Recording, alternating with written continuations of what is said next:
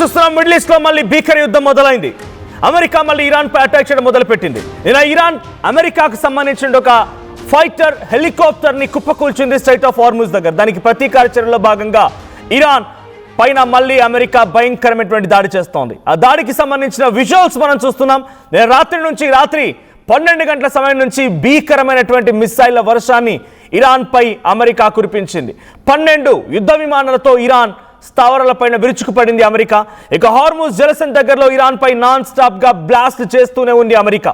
కేష్మ్ island, Bandar Abbas port, Sirik island పైన ఈ attack కొనసాగుతూనే ఉంది. ఇరాన్ను వదిలిపెట్టే ప్రసక్తి లేదు, పూర్తిగా నేలమట్టం చేస్తామంటున్నారు అమెరికా సెంట్రల్ కమాండ్. ఇక అమెరికా హెలికాప్టర్ను కూల్ చేస్తారంటూ రగిలిపోతోంది ట్రంప్. అర్ధరాత్రి నుంచి ఇరాన్ పై ఈ అమెరికా దాడులు కొనసాగుతున్నాయి. ఒకసారి అర్ధరాత్రి 12 గంటల నుంచి మొదలైనటువంటి ఆ మిసైళ్లకు సంబంధించిన వర్షాన్ని, ఆ దాడులకు సంబంధించిన దృశ్యాలను చూద్దాం.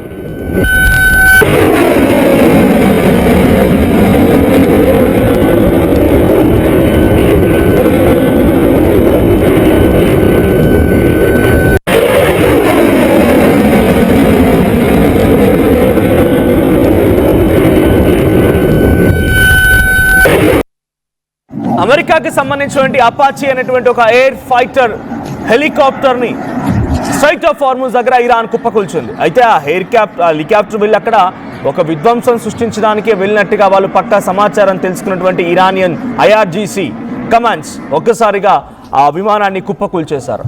సో తమ మిసైళ్లతో ఆ హెలికాప్టర్ కుప్పకూలిపోయింది. ఇదే అపాచీ హెలికాప్టర్.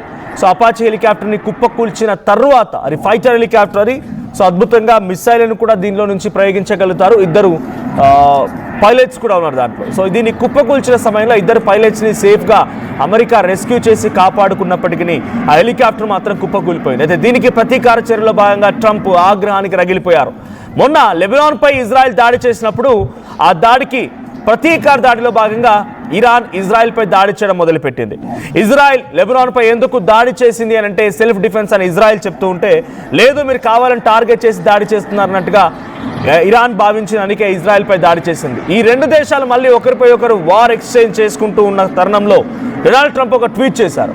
నేను నెతన్యాహును రిక్వెస్ట్ చేశాను యుద్ధాన్ని ఆపమని చెప్పి నేను ఫోన్లో మాట్లాడాను నెతన్యాహుతో, ఇప్పటితో యుద్ధాన్ని ఆపాలనుకుంటున్నాం కాబట్టి మీరు ప్రతీకార దాడి చేయకండి, మీరు వాటిని డిఫెన్స్ చేశారు, అంతవరకు ఓకే అన్నట్టుగానే భావించారు. I have just been informed by great military that last night అంటే నిన్న పెద్ద ఎత్తున దాడికి సంబంధించిన ట్వీట్ ఇది.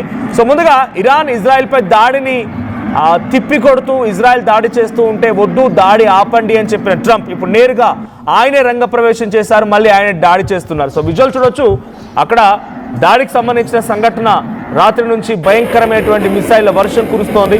So I have just been informed by great military that last night the Iranians shot down one of our highly sophisticated Apache helicopters while patrolling over the Strait of Hormuz. There were 2 pilots involved, both are safe and uninjured. Nevertheless, the United States must of necessity respond to this attack. So response istamani cheppina Donald Trump tweet chesaru. Official tweet ayindi Donald J. Trump. So an official tweet చేసినటువంటి కొన్ని గంటల్లోనే భయంకరమైనటువంటి దాడి జరిగింది. 12 యుద్ధ విమానాలతో air స్ట్రైక్స్కి దిగింది America. 12 యుద్ధ విమానాలు బందర్ అబ్బాస్ పోర్ట్ ఆ సమీపంగా, సిరిక్ ఐలాండ్ దగ్గర అండ్ వన్ మోర్ ఇంకొక ప్రాంతం పైన చాలా భయంకరమైనటువంటి బీభత్సమైనటువంటి దాడి రాత్రంతా కొనసాగుతూనే ఉంది. అమెరికా నిజంగానే తలుచుకుంటే పూర్తిగా ఇరాన్ని నేలమట్టం చేస్తామనే మాటని చేయొచ్చు. కానీ స్ట్రైట్ ఆఫ్ హార్ముజ్ ఎప్పుడైతే అమెరికా తమ ఆధీనంలో పెట్టుకోవాలని చెప్పి ప్రయత్నం చేస్తోంది, దాన్ని తిప్పికొట్టే ప్రయత్నం అటు ఇరాన్ కూడా చేస్తోంది. ఇప్పటికీ ఇరాన్ ఏమంటోందనంటే అమ్మ తోడు అడ్డంగా నరికేస్తామనే సినిమా డైలాగ్ ఉన్నట్టుగా అమ్మ తోడు అని ఒక ప్రతిజ్ఞ కూడా పూనారు వాళ్ళంతా. ఎలాగైనా సరే అమెరికా అంతు చూస్తామని ఒక ప్రతిజ్ఞ పూనట్టు తెలుస్తోంది. President Pezeshkian, supreme leader Mustafa Khamenei వీళ్ళంతా ఒక ప్రతిజ్ఞ తీసుకున్నారు. ఎలాగైనా సరే అమెరికాని అంతు చూడాల్సిందే, మాపై దాడి చేస్తే మేము సైలెంట్గా ఉంటాం, మౌనంగా ఉండిపోతాం, కేవలం దాన్ని కంట్రోల్ చేసే ప్రయత్నం చేస్తాం, వాటిని ఎదుర్కొంటాం అనే రకంగా ఉండిపోతే తిప్పి కొడతాం, చంపేస్తాం. ఈ 3 ప్రాంతాలపైన 12 యుద్ధ విమానాలతో రాత్రంతా భయంకరమైనటువంటి దాడి జరిగింది. ఈ దాడి ఇంకా కొనసాగుతూనే ఉంది. ఈ తరుణంలో అమెరికా డొనాల్డ్ ట్రంప్ కొంత ట్వీట్ చేయడం కూడా చూస్తున్నాం. అపాచీ హెలికాప్టర్ని ఎప్పుడైతే ఇరాన్ దెబ్బ కొట్టి కుప్పకూల్చిందో ఆ అబ్బాస్ హెలికాప్టర్ని కుప్పకూల్చడాన్ని తీవ్రంగా వ్యతిరేకిస్తూ ఇప్పుడు డొనాల్డ్ ట్రంప్ ఈ దాడికి దిగాడు. సో ఇరాన్ ఇప్పుడు ఒక రకంగా చెప్పాలంటే అతలాకుతలం అయిపోతోంది. మొన్న ఇజ్రాయెల్ అటాక్స్, ఈరోజు అమెరికా అటాక్స్. మళ్ళీ ఏ క్షణమైన ఇజ్రాయెల్కు రంగంలోకి దిగే అవకాశం ఉంది. అటు లెబనాన్పై అటాక్ని తిప్పికొడుతూ ఇరాన్ ముందుగా ఇజ్రాయెల్పై వేసినటువంటి మిసైళ్ల వర్షాన్ని ఎదుర్కొన్న ఇజ్రాయెల్ ప్రతీకార చర్యల్లో చాలాడీ మొదలుపెట్టేసింది. ఒకరిపై ఒకరు మిసైళ్ల వర్షం కురిపించుకుంటూ ఉన్నారు. ఈ తరుణంలో అమెరికా కూడా ఎంట్రీ ఇచ్చింది. అమెరికా మళ్ళీ ఇరాన్పై అటాక్ చేయడం మొదలుపెట్టింది. ఇప్పుడు కేవలం ఇరానే కాదు, అమెరికా కూడా ఇబ్బంది పడక తప్పదు. అంటే అమెరికా 60 రోజులు దాటిన తర్వాత యుద్ధానికి సంబంధించి కొనసాగించాలంటే కాంగ్రెస్ పర్మిషన్ తప్పనిసరి. కానీ ఇప్పుడు అమెరికా ఏం చెప్తోంది, ఇక్కడ సెల్ఫ్ డిఫెన్స్, అది యుద్ధం కాదు, మేము యుద్ధం చేయట్లే, వాడు మాపై అటాక్ చేస్తే వాళ్ళని తిప్పి కొడుతున్నాం అంతే. మరి ఇప్పుడు కాంగ్రెస్ మొన్ననే వాళ్ళు చేసినటువంటి ఓటింగ్ ప్రక్రియలో డొనాల్డ్ ట్రంప్ ఓడిపోయారు. ఓటింగ్ ప్రక్రియలో ఆయన యుద్ధాన్ని ఆపాలన్నట్టుగానే అక్కడ ఈ పబ్లిక్ కానీ సెనేటర్స్ కానీ ఓటింగ్ వేశారు. ఇప్పుడు ఆ సెనేటర్స్ ఆలోచన అనుగుణంగా యుద్ధాన్ని ఆపాలి అని చెప్పేటువంటి మాట కాస్త సెల్ఫ్ డిఫెన్స్గా మారిపోయింది. డొనాల్డ్ ట్రంప్ ఏం చెప్తున్నారు, మా అపాచీ హెలికాప్టర్ని కుప్పకూల్చారు, అపాచీ హెలికాప్టర్ని కుప్పకూల్చడం వల్లే మేము దాడి చేస్తున్నాం, 12 ఫైటర్ జెట్స్తో అటాక్ చేయాల్సి వస్తుంది. అపాచీ అనేది కేవలం అక్కడ హెలికాప్టర్ గస్తీ చేస్తోంది, పాట్రోలింగ్ చేస్తోంది అంతే. అంటే everything is safe or not అన్నట్టుగా పాట్రోలింగ్ చేస్తోంది. ఆ పాట్రోలింగ్ చేస్తున్నటువంటి అపాచీ హెలికాప్టర్ని కుప్పకూల్చడానికి గల కారణం ఏంటి, మీరు కుప్పకూల్చారు కాబట్టే మేము అటాక్ చేస్తున్నాం అనేది America చెప్తున్నమాట.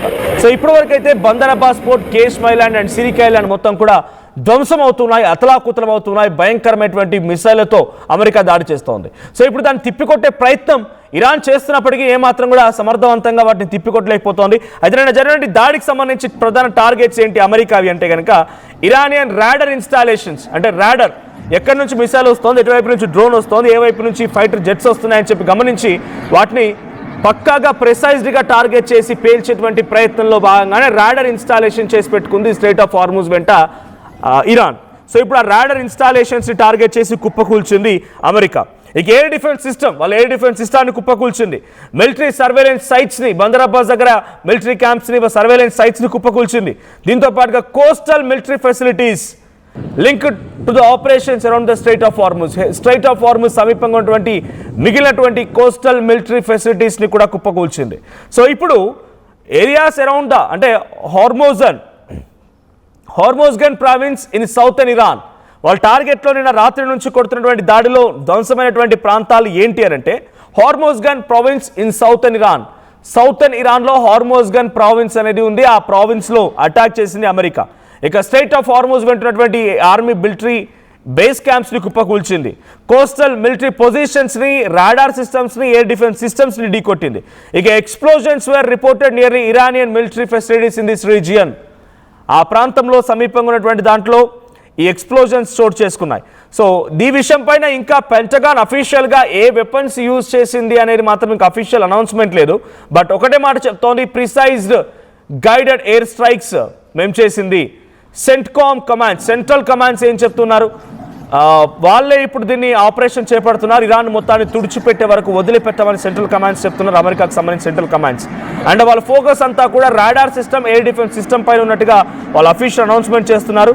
So as of now Apache helicopter అనేది కొంత అక్కడ ధ్వంసం, అంటే వీళ్ళ అటాక్ కారణంగా కొంత ధ్వంసమైంది. 2 సిబ్బంది కూడా వెంటనే హుటాహుటిన అమెరికా తమ రెస్క్యూ సిబ్బందితో వారిని కాపాడగలిగింది.